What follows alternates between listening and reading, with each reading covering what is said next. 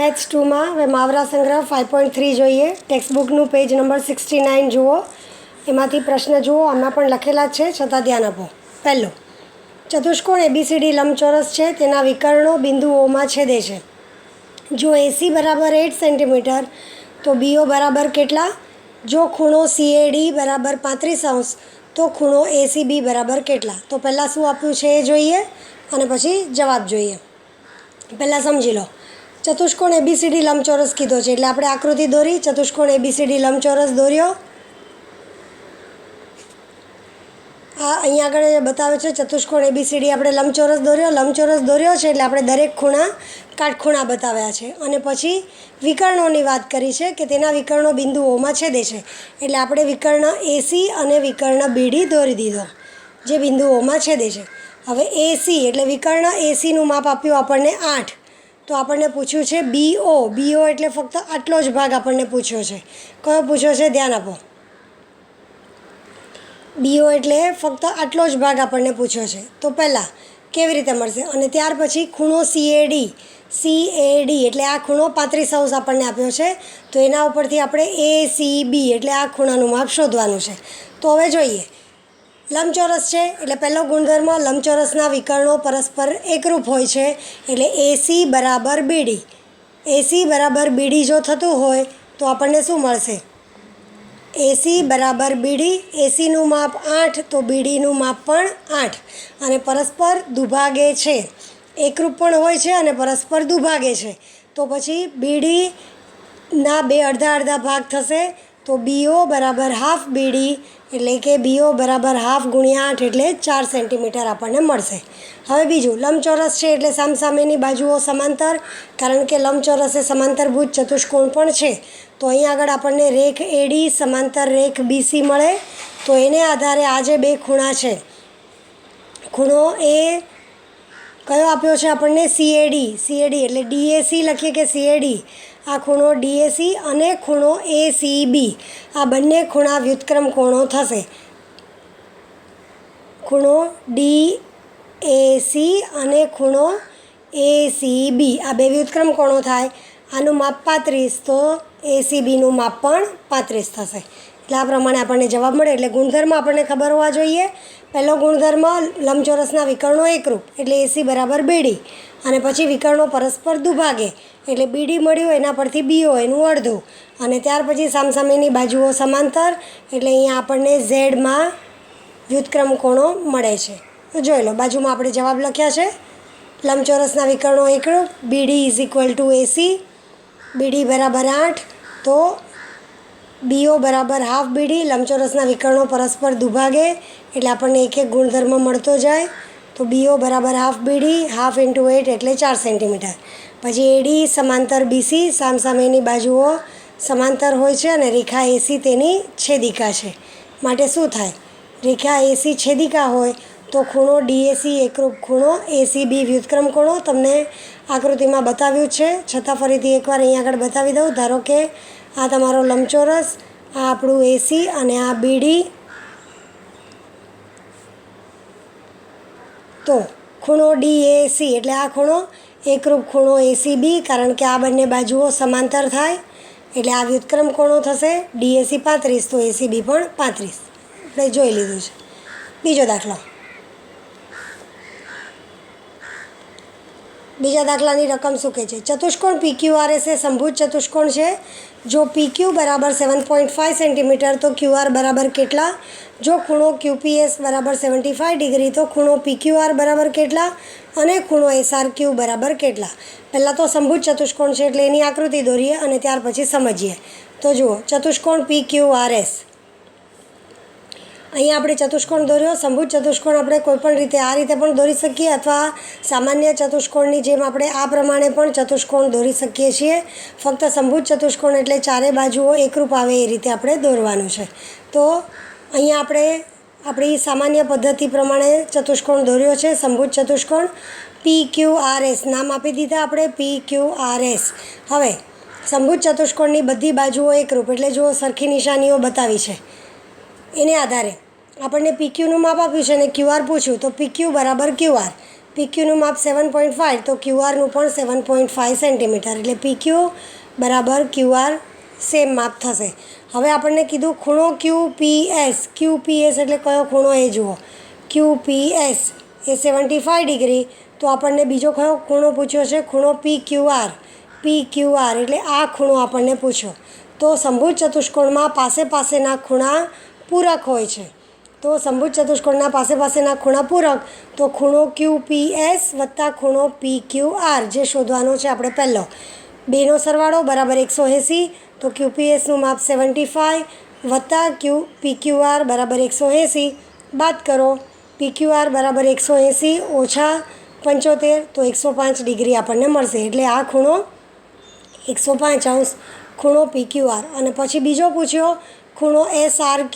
ખૂણો SRQ એટલે આ નીચેનો ખૂણો. તો અહીંયા ધ્યાન આપજો, સમભુજ ચતુષ્કોણના સામસામેના ખૂણા એકરૂપ હોય છે. તો ખૂણા Pનું માપ જેટલું ખૂણા Rનું પણ એટલું જ. તો ખૂણો QPS બરાબર ખૂણો SRQ એટલે 75 ડિગ્રી મળશે. તો જોઈ લો, અહીંયા PQR આપણને 105 મળી ગયો અને ખૂણો SRQ બરાબર ખૂણો QPS સમભુજ ચતુષ્કોણના સામસામેના ખૂણા માટે SRQ બરાબર 75 ડિગ્રી. એટલે છેલ્લે આપણે એનો જવાબ લખી દીધો કે QR બરાબર 7.5 સેન્ટીમીટર, PQR બરાબર 105 અને SRQ બરાબર સામસામેના ખૂણા એટલે 75 ડિગ્રી. તમને આકૃતિ પરથી ધ્યાનમાં આવી જશે કે આ સામસામેના ખૂણા એકરૂપ હોય છે અને પાસેના ખૂણા પૂરક હોય છે. ત્રીજો દાખલો જોઈએ. ચતુષ્કોણ IJKL આ ચોરસના વિકર્ણો પરસ્પર બિંદુ Mમાં છેદે છે. તો ખૂણો IMJ, ખૂણો JIK અને ખૂણો LJKના માપ શોધો.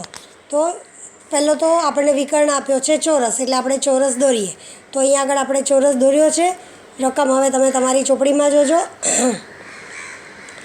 IJKL ચોરસના ચારે ચાર ખૂણાનું માપ કાટકોણ એટલે કે 90°. ચારે ખૂણા કાટકોણ એટલે માપ 90° અને ચારે બાજુઓ એકરૂપ. હવે અહીંયા આપણને બાજુનું કામ નથી, ખૂણાના માપ પૂછ્યા છે એટલે એ. અને ત્યાર પછી વિકર્ણો Mમાં દુભાગે છે એટલે આપણે બે વિકર્ણો દોરી દીધા IK અને LM. કયા બિંદુમાં દુભાગે છે અથવા તો છેદે છે? તો M બિંદુમાં છેદે છે. હવે આપણને સૌથી પહેલો ખૂણો ત્રણ ખૂણા પૂછ્યા છે. પહેલો ખૂણો છે ખૂણો IMJ એટલે આ ખૂણો આપણને પૂછ્યો છે. કયા ખૂણો પૂછ્યો છે એ જુઓ, ખૂણો IMJ. તો પહેલો ગુણધર્મ, ચોરસના વિકર્ણો પરસ્પર લંબ દુભાજક હોય છે. લંબ દુભાજક એટલે પહેલાં લંબ તો હોય જ છે. તો લંબ હોય એટલે અહીંયા આગળ ખૂણો કેટલા અંશનો થશે? 90. એટલે IMJ બરાબર 90. હવે કયો ખૂણો પૂછ્યો? JIK એટલે આ ખૂણો આપણને પૂછ્યો છે. જુઓ, તો હવે આપણે આગળના પેજ 68 પર જ આપણે ગુણધર્મ શીખી ગયા કે ચોરસના વિકર્ણો સમ્મુખ કોણોને દુભાગે છે. એટલે આ વિકર્ણ સમ્મુખ કોણો, તો વિકર્ણ IK તો એ આઈને અને Kને બંનેને દુભાગે. તો આખા I ખૂણાનું માપ 90°, કારણ કે ચોરસનો ખૂણો. તો ખૂણો કયો શોધવા કીધો આપણને? JIK. તો JIK બરાબર હાફ JIL એટલે કે ખૂણો I કરતાં અડધો થશે. આઈને આપણે JIL એમ લખી શકીએ છીએ. તો હાફ ઇન્ટુ 90 તો JIK બરાબર 45 ડિગ્રી. તો સમ્મુખ કોણોને દુભાગે એટલે આ આખા ખૂણાના બે અડધા ભાગ કરે એટલે બંને 45 થઈ જાય. ત્રીજો ખૂણો પૂછ્યો ખૂણો LJK એટલે આ નીચેનો ખૂણો પૂછ્યો. તો LJK સેમ વસ્તુ, એમાં પણ વિકર્ણો સમ્મુખ કોણોને દુભાગે એટલે આખા ખૂણા જે કરતાં અડધો થશે. તો LJK બરાબર હાફ IJK એટલે હાફ ઇન્ટુ 90 બરાબર એ પણ 45 ડિગ્રી. તો જુઓ આગળ લખ્યું છે એ પ્રમાણે. તેમજ ખૂણો LJK બરાબર હાફ ખૂણો IJK. આપણે આકૃતિ કઈ રીતે દોરી અને એના નામ કઈ રીતે લખ્યા છે એ યાદ કરો. આ ચોરસ છે એટલે ચારે બાજુઓ એકરૂપ, અને ચારે બાજુઓ એકરૂપ હોય એટલે એ પ્રમાણે આપણે આકૃતિ દોરવાની છે. જો આ ચોરસ, નામ આપણે લીધું છે IJKL અને એના બે વિકર્ણો આવી રીતે છેદતા બતાવ્યા. એમમાં ત્રીજો ખૂણો પૂછ્યો LJK. LJK એટલે આ ખૂણો પૂછ્યો છે, આપણો L છે, બરાબર. તો આ ખૂણો એટલે આખા J કરતાં અડધું થશે. તો આખો J 90 ડિગ્રી, તો વિકર્ણો તેના સમ્મુખ કોણોને દુભાગે છે. એટલે એ ગુણધર્મ એક જ લઈને એના પરથી આ બે ખૂણાના માપ આપણે શોધી લેવાના છે. એટલે એ પણ 45 ડિગ્રી. એટલે પહેલો IM જે અહીંયા આગળનો ખૂણો 90 અને બાકીના બે 45 ડિગ્રી. આગળ ચોથો દાખલો જુઓ. એક સમભુજ ચતુષ્કોણના વિકર્ણોની લંબાઈ અનુક્રમે 20 સેન્ટીમીટર અને 21 સેન્ટીમીટર છે. તો તે ચતુષ્કોણની બાજુ અને પરિમિતિ શોધો. હવે પહેલાં તમે એ જુઓ સમભુજ ચતુષ્કોણ કેવી રીતે દોરી શકાય. મેં તમને આગળ એક સમભુજ ચતુષ્કોણ દોરીને બતાવ્યો હતો, અહીંયા બીજી રીતે દોરીને બતાવ્યો છે. એટલે બંને રીતે ખબર પડે. મુખ્ય વાત એ ધ્યાન રાખવાની કે સમભુજ ચતુષ્કોણની ચારે બાજુઓ એકરૂપ હોય છે. એટલે ક્યાં તો આપણે આ રીતે એને દોરીએ અને ચારે બાજુઓ એકરૂપ બતાવીએ તો પણ ચાલે, અથવા અહીંયા દોર્યો છે એ પણ ચાલે. તો એમાં આ પ્રમાણે ચારે બાજુઓ એકરૂપ હોય એ રીતે આપણે ચતુષ્કોણ દોરવાનો. ફક્ત એટલું કે એની બાજુઓ સામસામેની છે ક્રોસમાં બતાવવાની, ચોરસની જેમ નહીં બતાવવાની, કારણ કે ચોરસ અને સમભુજ ચતુષ્કોણમાં આટલો ફરક છે. તો આપણે અહીંયા આગળ આકૃતિ ABCD આ પ્રમાણે દોરી છે અને તેના બે વિકર્ણોની લંબાઈ 20 સેન્ટીમીટર અને 21. એટલે બે વિકર્ણ દોર્યા. વિકર્ણ AC દોર્યો અને વિકર્ણ BD દોર્યો, જે બિંદુઓમાં છેદે છે. ધારો કે વિકર્ણ AC અને વિકર્ણ BD પરસ્પરને બિંદુઓમાં છેદે છે. તો હવે આપણને શું કીધું છે? એક વિકર્ણનું માપ 20 અને એક વિકર્ણનું 21. તો આપણે અહીંયા લઈ લીધું. ધારો કે AC બરાબર 20 સેન્ટીમીટર અને BD બરાબર 21 સેન્ટીમીટર. સમભુજ ચતુષ્કોણના વિકર્ણો પરસ્પર દુભાગે છે. તો એના પરથી બાજુ શોધવાની. હવે દુભાગે છે તો ખબર પડી, પછીનો ગુણધર્મ પછી ફરીથી લઈશું. સમભુજ ચતુષ્કોણના વિકર્ણ માટે એક જ વાક્યમાં લખીએ તો એમ લખાય કે સમભુજ ચતુષ્કોણના વિકર્ણો પરસ્પર લંબ દુભાજક હોય છે. એટલે કે લંબ પણ હોય અને એકબીજાને દુભાગે પણ છે. એટલે આ પ્રમાણે જો આપણે લઈએ તો વિકર્ણો પરસ્પરને દુભાગે પણ છે અને લંબ પણ હોય. તો પહેલું AO એટલે AC બરાબર આપણે 20 લીધું છે, તો AO એનું અડધું થશે. કેવી રીતે? ધ્યાન અહીંયા. AO એ ACનું અડધું થશે, દુભાગે છે એટલે. તો AO બરાબર હાફ AC, 20નું અડધું એટલે થાય 10. એ જ પ્રમાણે BO લઈએ તો BO બરાબર હાફ BD. તો આખું BD આપણે લીધું છે 21, તો એનું અડધું એટલે આપણને મળે 21નું અડધું એટલે 10.5 સેન્ટીમીટર. એટલે AO અને BO મળી ગયા અને વિકર્ણો પરસ્પરને લંબ પણ હોય છે. એટલે આ 90 ડિગ્રી. એટલે આપણને અહીંયા ત્રિકોણ AOB કાટકોણ ત્રિકોણ મળશે. બરાબર ધ્યાન આપજો. અને પછી એનો ઉપયોગ પાયથાગોરસના પ્રમેયમાં કરીને આપણે શોધવાનો છે. તો જુઓ, પહેલાં AO શોધ્યું, વિકર્ણો પરસ્પર દુભાગે છે એને આધારે AO અને BO શોધ્યું. અને ત્યાર પછી એટલે AO 10 સેન્ટીમીટર મળ્યું અને BO 10.5 સેન્ટીમીટર મળ્યું. પછી સમભુજ ચતુષ્કોણના વિકર્ણો એકબીજાને લંબ હોય છે, માટે AOBમાં ખૂણો AOB બરાબર 90 ડિગ્રી. એટલે જુઓ, જે આકૃતિ હું દોરીને તમને બતાવું અને પછી આપણે આ જોઈએ. આ બંને તમને સમજાઈ ગયા હશે. એટલે હવે આપણે આકૃતિ જોઈએ અને એને આધારે આટલું બાજુ અને પરિમિતિ શોધી લઈએ. તો સમભુજ ચતુષ્કોણ આપણે કેવી રીતે દોર્યો તમને મેં આ રીતે આમાં દોરીને બતાવ્યો છે. બરાબર.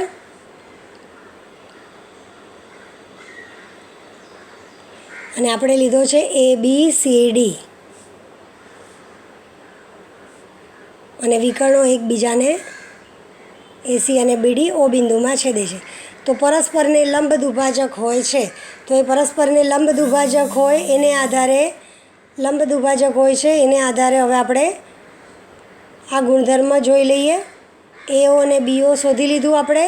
તો ત્રિકોણ AOBમાં ખૂણો AOB બરાબર 90 ડિગ્રી, માટે AB સ્ક્વેર બરાબર AO square plus BO square that is equal to 10નો વર્ગ વત્તા 10.5નો વર્ગ. 10નો વર્ગ 100 વત્તા 10.5નો વર્ગ કરીએ, વર્ગ કરતાં તમને આવડે છે તો એ 110.25. બેનો સરવાળો કરીએ. AB સ્ક્વેર બરાબર 210.25 210.25 એનું વર્ગમૂળ લો તો AB બરાબર વર્ગમૂળમાં 210.25 તમને વર્ગમૂળ શોધતા હવે આવડે છે તો 14.5 સેન્ટીમીટર તમને યાદ હશે જો ન આવડતું હોય તો મને કહેજો તો હું તમને એનું વર્ગમૂળ તમે 8મા ધોરણમાં શીખ્યા છો ભાગાકારની પદ્ધતિ યાદ હશે 210.25 તો આ પ્રમાણે આપણે એનું વર્ગમૂળ શોધી શકીએ છીએ છેલ્લે સમય રહેશે તો હું તમને એનું વર્ગમૂળ શોધતા બતાવી દઈશ તો આને આધારે સમભુજ ચતુષ્કોણની દરેક બાજુ AB બરાબર 14.5 સેન્ટીમીટર મળી હવે ચારે બાજુઓ એકરૂપ હોય છે ચારે બાજુઓ એકરૂપ તો પરિમિતિ બરાબર 4 ગુણ્યા બાજુ 4 ગુણ્યા બાજુ એટલે 4 ગુણ્યા 14.5 4 ગુણ્યા 14.5 એટલે આપણને મળ્યું 58 સેન્ટીમીટર એટલે આપણે જવાબ લખી દીધો સમભુજ ચતુષ્કોણની બાજુ બરાબર 14.5 સેન્ટીમીટર અને સમભુજ ચતુષ્કોણની પરિમિતિ બરાબર 58 સેન્ટીમીટર આપણને જવાબ મળે છે તો આ થઈ ગયો આપણો ચોથો દાખલો આગળ પાંચમો દાખલો જુઓ શું રકમ છે નીચેના વિધાનો સત્ય છે કે અસત્ય તે સકારણ લખો દરેકમાં આપણે સાથે સાથે કારણ લખતા જવાના છે એટલે રકમ ચોપડીમાંથી જોઈએ તો જોતા જજો કે અહીંયા આગળ તમને અહીંયા જવાબ બતાવતી જાઉં છું તો દરેકના આપણે જવાબ જોતા જઈએ પહેલું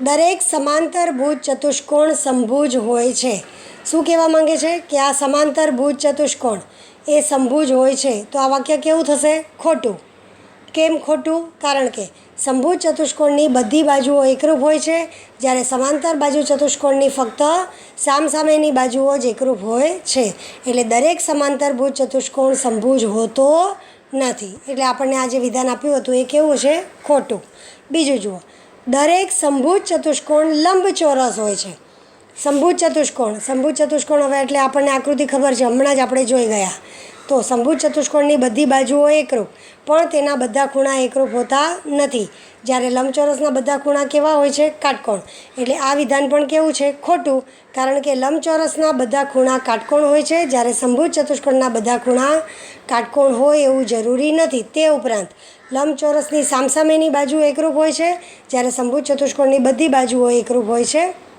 એટલે લંબચોરસ થવા માટે સામસામેની બાજુ એકરૂપ મળે પણ ખૂણા આપણને બધા કાટકોણ મળતા નથી એટલે જે યોગ્ય લાગે એ જ કારણ આપણે લખવાનું બાજુવાળું કારણ આમાં આવશે નહીં એટલે આ વિધાન પણ ખોટું છે એટલે દરેક વખતે સમભુજ એ લંબચોરસ હોય એવું જરૂરી નથી ત્રીજું દરેક લંબચોરસ એ સમાંતરભુજ ચતુષ્કોણ હોય છે લંબચોરસ એ સમાંતરભુજ ચતુષ્કોણ તો આ વિધાન કેવું છે સાચું એનું કારણ શું કારણ છે જુઓ હવે જોઈએ આગળ આ વિધાન સાચું છે કારણ કે સમાંતરભુજ ક્યારે હોય સામસામેની બાજુઓ સમાંતર હોય તો તે સમાંતરભુજ હોય છે તો લંબચોરસની સામસામેની બાજુઓ સમાંતર હોય છે માટે લંબચોરસ એ સમાંતરભુજ ચતુષ્કોણ છે હંમેશા જે સમાંતરભુજ ચતુષ્કોણ હોય છે ચોથું વિધાન દરેક ચોરસ એ લંબચોરસ હોય છે આ વિધાન પણ સાચું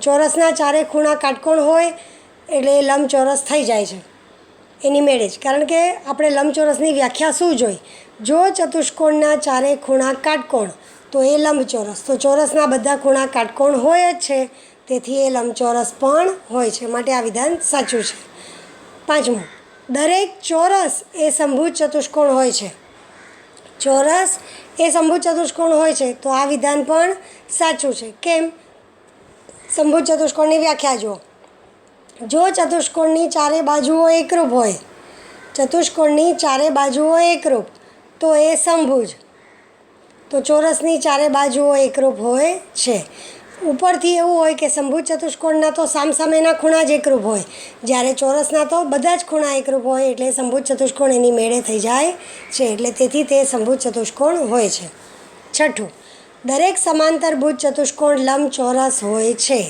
સમાંતરભુજ ચતુષ્કોણ એટલે આ રીતની આકૃતિ યાદ હશે તમને અને લંબચોરસ એટલે આ રીતે તો આમાં ફરક ક્યાં પડે છે ખૂણાઓમાં તો જુઓ આ વિધાન ખોટું છે કારણ કે જો કોઈ ચતુષ્કોણના બધા ખૂણા કાટકોણ હોય તો તે લંબચોરસ હોય છે જ્યારે સમાંતરભુજ ચતુષ્કોણના બધા ખૂણા કાટકોણ હોય જ એવું જરૂરી નથી તેથી સમાંતરભુજ ચતુષ્કોણ લંબચોરસ હોતો નથી આના બધા ખૂણા કાટકોણ હોય એવું જરૂરી નથી એટલે એ લંબચોરસ હોય જ એવું હોતું નથી, માટે આ વિધાન ખોટું છે. તો અહીંયા આગળ આપણા 5.3ના દાખલા પૂરા થઈ ગયા છે.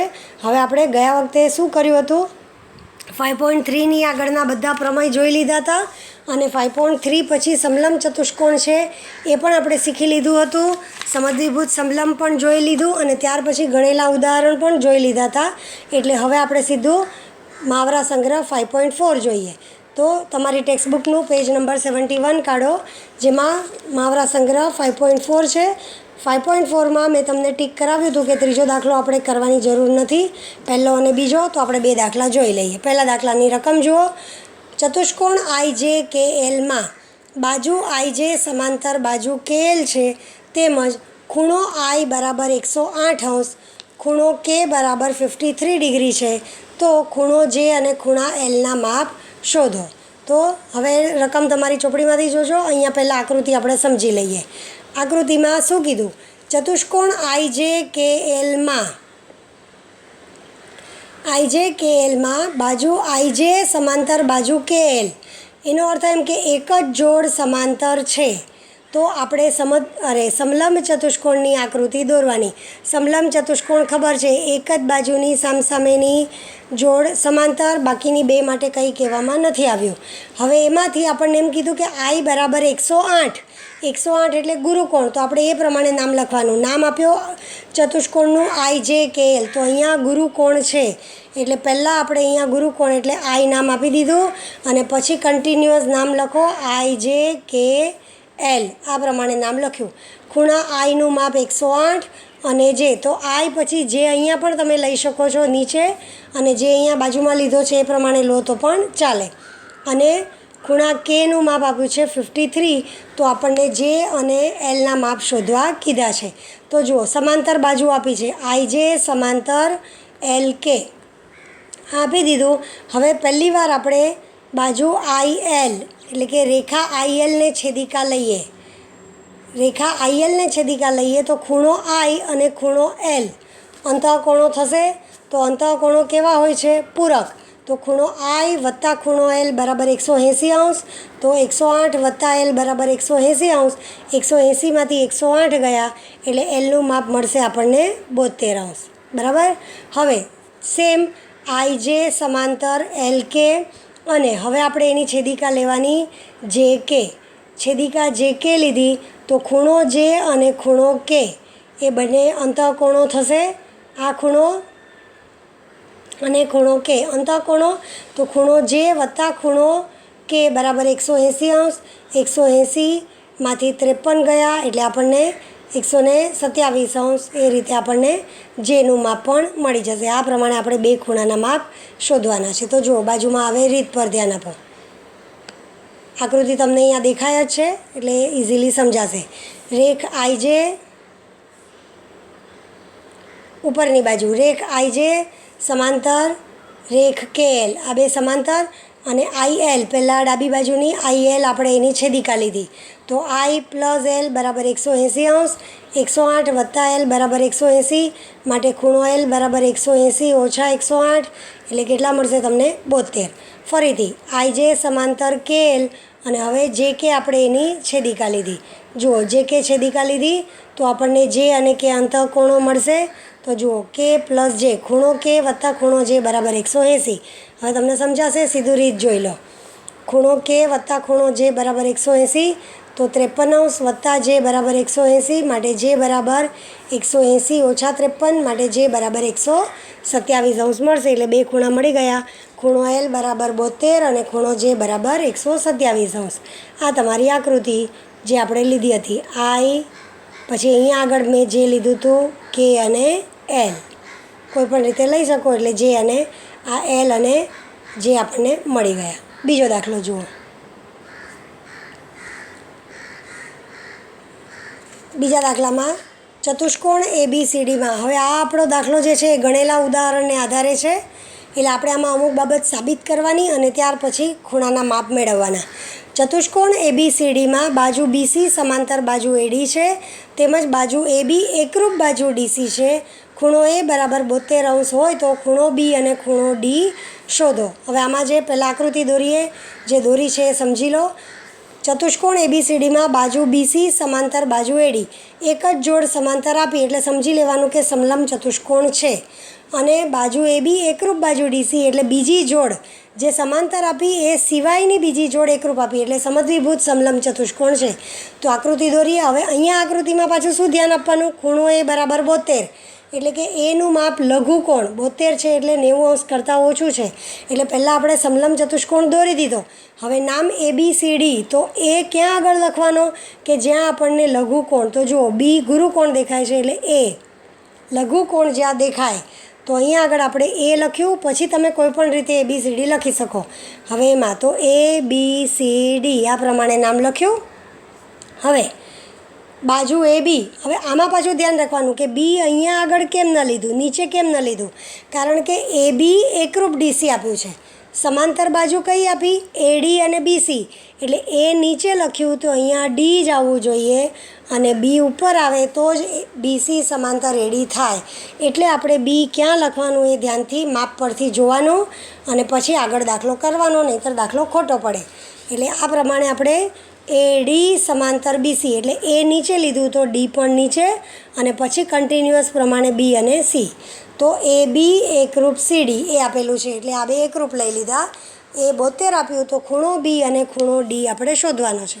તો પહેલાં ખૂણો B બહુ ઇઝી છે કારણ કે BC અને AD સમાંતર અને બાજુ AB તેની છેદિકા થાય તો ખૂણો A અને ખૂણો B અંતઃકોણો થશે. એટલે જુઓ બાજુ BC સમાંતર બાજુ AD આપ્યું અને રેખા AB તેની છેદિકા આપી માટે ખૂણો A વત્તા ખૂણો B બરાબર 180 અંશ. એટલે આ બે ખૂણા, આ એક અને આ બીજો અંતઃકોણો થઈ ગયા કારણ કે AB તેની છેદિકા થઈ ગઈ. તો A વત્તા B બરાબર 180 અંશ માટે 72 વત્તા B બરાબર 180 અંશ માટે B બરાબર 180 ઓછા 72 અંશ માટે ખૂણો B બરાબર 108 અંશ.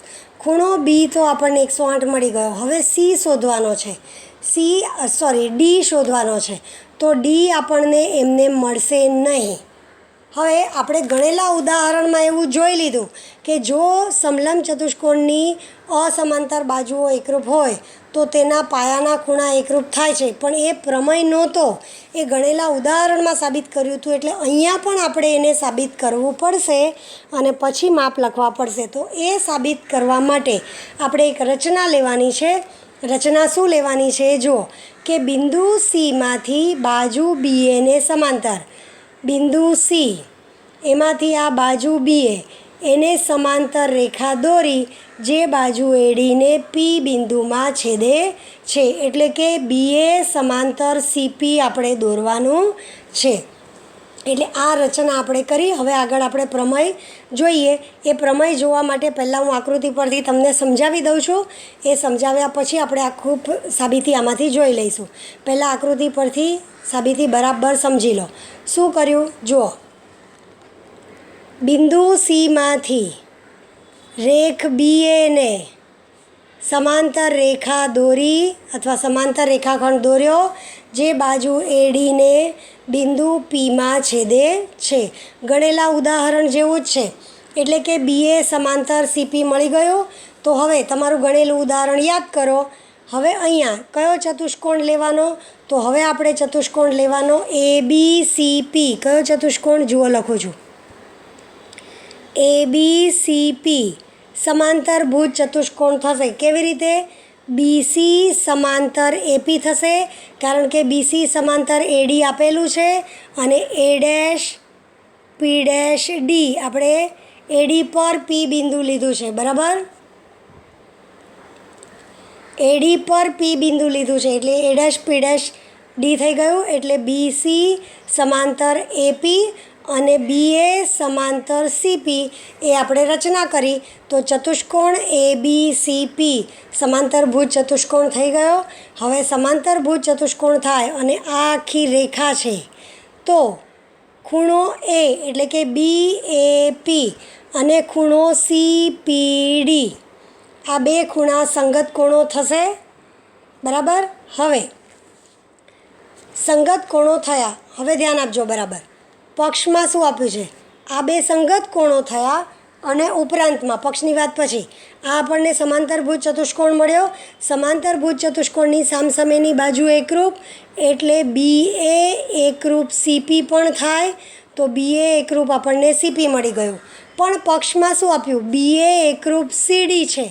તો પછી CP એકરૂપ CD મળે આપણને, કારણ કે પહેલી બાજુ BA આપણને CD આપેલી હતી.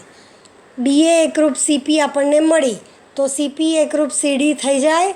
હવે આ બે બાજુ એકરૂપ, તો ત્રિકોણ CPDમાં કયો ત્રિકોણ લીધો? જુઓ, ત્રિકોણ CPD.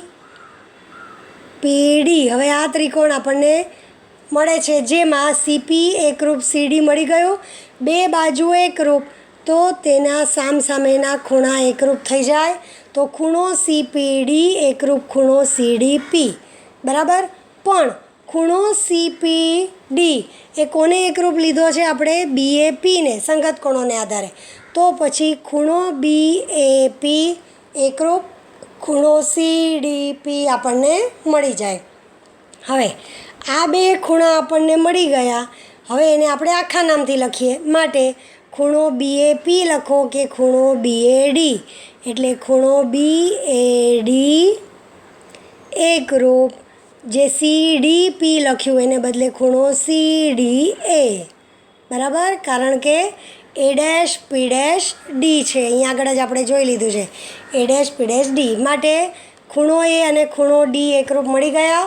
તો ખૂણા Dનું માપ A જેટલું થશે, ખૂણા Aનું માપ 72, તો ખૂણા Dનું પણ 72. તમને બરાબર પ્રમેય સમજાઈ ગયો હશે. તમારા ગણેલા ઉદાહરણ જેવો જ છે, સામેના પત્તા પર જ છે, ફક્ત નામ અલગ આપેલું છે. એટલે એ પ્રમાણે મેં તમને અહીંયા આગળ સમજાવી દીધું છે. એટલે ફરીથી હું તમને આખી સાબિતી અહીંયા બતાવતી નથી, કારણ કે આકૃતિ જોઈએ અને છતાં તમારે સમજવી હોય તો તમને એકવાર ઝડપથી કહી જાઉં છું. બાજુમાં આકૃતિ દોરું તો જ તમને ખબર પડશે. જો રચના છે, બિંદુ Cમાંથી બાજુ BAને સમાંતર રેખાખંડ દોરો જે બાજુ ADને બિંદુ Pમાં છેદે છે. બરાબર. એટલે આ આપણી આકૃતિ અહીંયા આગળ હતી. જો તમને બતાવું, આ રીતે આપણે આકૃતિ દોરી અને એમાં આપણે ABCD કેવી રીતે લીધું? એ અહીંયા લીધું છે. બરાબર. ABCD અને અહીંયા આગળ આપણે સમાંતર રેખા લઈ લીધી P. તો હવે જોતા જાઓ, BC સમાંતર AP. BC સમાંતર AP કારણ કે A', P', D પક્ષ ADને સમાંતર છે. BA સમાંતર CP એ તો આપણે રચના લીધી. તો ચતુષ્કોણ ABCP આ આપણો ચતુષ્કોણ. કયો ચતુષ્કોણ? અલગ કલરથી બતાવું છું. હવે ABCP સમાંતરભુજ ચતુષ્કોણ થઈ ગયો. તો ખૂણો BAP એકરૂપ ખૂણો CPD સંગત કોણ થઈ ગયા. હવે BA એકરૂપ CP સમાંતરભુજ ચતુષ્કોણની સામસામેની બાજુઓ, અને રેખ AB એકરૂપ રેખ CD એ આપણને આપેલું છે. માટે CP એકરૂપ CD ઉપરના બે વિધાન પરથી. બરાબર. માટે ખૂણો CPD એકરૂપ ખૂણો CDP. આ બે બાજુ એકરૂપ, તો CPD એકરૂપ CDP. પણ BAP એકરૂપ CDP માટે BAP એકરૂપ CDP થઈ જાય. પરિણામ 1 અને 2 પરથી. પરિણામ 1 અને 2 આપણે અહીંયા આગળ લખ્યા છે. પરિણામ 1 આ બે ખૂણા એકરૂપ છે, અને પરિણામ 2માં આપણને આ ઉપરના બે ખૂણા એકરૂપ મળે છે. તો આને આધારે આપણને પાયાના બે ખૂણા એકરૂપ મળી ગયા, ખૂણો A અને ખૂણો D. અને એ બે એકરૂપ માટે D બરાબર 72°. એટલે બરાબર ધ્યાનથી તમને ખ્યાલ આવી ગયો હશે. ગણેલા ઉદાહરણની જેવો જ છે. એટલે અહીંયા આપણું 5.4 મહાવરા સંગ્રહ પૂરું થઈ ગયું.